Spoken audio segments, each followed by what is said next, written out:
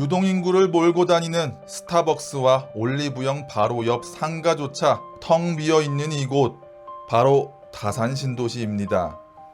서울과 가까운 위치, 대단지 브랜드 아파트들, 잘 꾸며진 도시공원, 계획적으로 배치된 학교들까지 젊은 층을 중심으로 입주가 이어지며 큰 기대를 모았던 지역인데요. 하지만 그 화려한 이름 뒤 실제 상가 골목의 풍경은 전혀 다릅니다. 여기도 공실, 저기도 공실뿐인데요. 사람들의 기대를 한 몸에 받았던 이 신도시에서 대체 왜 상가들이 이렇게 무너지고 있는 걸까요? 선배님들 안녕하세요. 기러기 아범, 기범이 인사드립니다. 오늘도 구독과 좋아요 많이 부탁드립니다. 오늘은 다산 신도시를 둘러보러 나왔습니다. 상권이 흔들리는지는 1층 상가들이 얼마나 비어 있는가를 보면 어느 정도 알 수 있는데요. 보시다시피 곳곳이 공실입니다. 심지어 1층 전부 공실인 건물도 볼 수 있는데요. 특히 아파트 단지 앞 코너 상가는 임대 인기가 많은 곳인데도 이곳에서는 공실들이 줄을 서 있습니다. 주상복합 건물의 입구 상가들도 항상 사람들이 지나는 곳이라 인기가 많은 곳인데도 이렇게 공실뿐입니다. 유동인구가 많아서 늘 인기인 대형 프랜차이즈 매장 옆도 공실이라 의아하기만 한데요. 이곳 스타벅스 매장 양옆 매장은 모두 공실로 남겨져 있습니다. 인근 건물도 마찬가지인데요.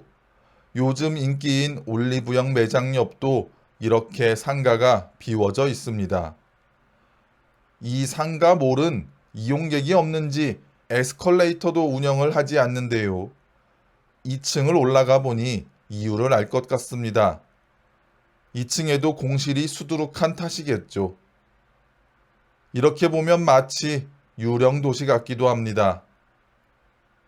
다산 신도시 상권을 살펴보다 보니 찾게 된 곳, 8호선 다산역에서 가장 가까운 상가 건물 중 하나로 브랜드 대단지 아파트를 바로 앞에 끼고 있는 건물의 1층 상가입니다.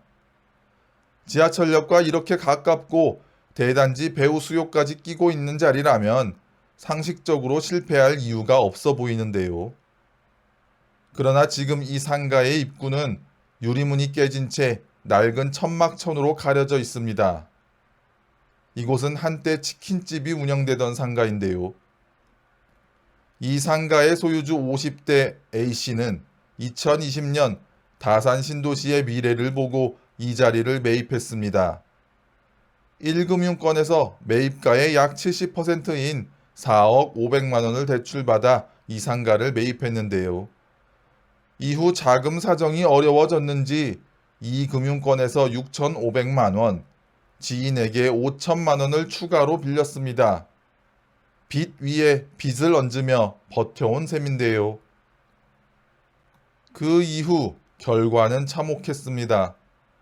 이 상가는 결국 여러 건의 가압류가 걸렸고 끝내 경매로 넘어갔습니다. 최초 감정가 6억 4천만 원이었던 이 상가는 무려 4차례나 유찰을 거듭했는데요.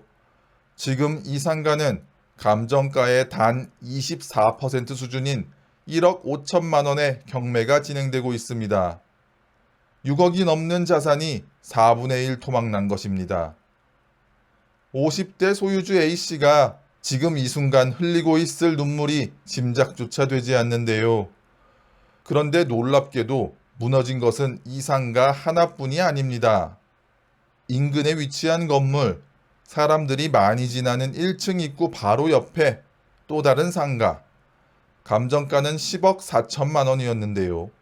이 상가 역시 2차례 유찰을 겪은 끝에 감정가의 절반 수준인 5억 3천만 원에 겨우 매각됐습니다. 그마저도 낙찰된 지 1년이 넘도록 새로운 임차인을 구하지 못해 여전히 텅 비어 있는 상태입니다. 이 건물 2층에는 약 1년 전 경매로 낙찰된 상가가 2곳 있습니다. 이곳들도 서너 차례의 유찰 끝에 감정가 대비 무려 60% 넘게 폭락한 가격으로 주인이 바뀌게 됐는데요. 2층은 임대료 부담이 상대적으로 낮은 탓인지 다행스럽게도 현재 두 곳 모두 가게가 들어서 있는데요. 입지가 좋은 이 한 건물 안에서도 수억 원대의 손실이 반복해서 발생하고 있는 것, 다산 신도시 상권의 어두운 면입니다. 이런 붕괴가 단순히 운이 나쁜 몇몇 개인의 이야기는 아닙니다. 다산 신도시의 집합 상가 공실률은 경기도 전체에서도 최상위권에 속합니다. 역세권 중심 축에서부터 비어있는 상가가 수두룩하니 말이죠. 가장 큰 원인은 공급 과잉입니다. 다산 신도시의 상업용지 비율은 비슷한 시기에 조성된 다른 신도시 평균보다 2배나 높은데요. 처음부터 필요 이상으로 많은 상가가 지어진 것입니다. 그 결과 건물주들이 대출 이자보다 낮은 임대료를 내걸어도 임차인을 구하지 못하는 상황까지 벌어지고 있는 것이지요. 또 다른 이유는 서울과 가깝다는 것인데요. 지하철 8호선 연장선인 별내선이 개통하면서 다산에서 잠실까지 30분대에 이동할 수 있게 되었는데, 그러자 남양주 주민들의 소비가 서울로 빠져나가는 이른바 빨대 효과가 본격화됐습니다. 주거 인구는 늘었지만 정작 지갑은 서울에서 열리는 구조적 모순이 발생한 것입니다. 사람은 다산에 살지만 돈은 서울에서 쓰는 도시가 되어버린 셈입니다.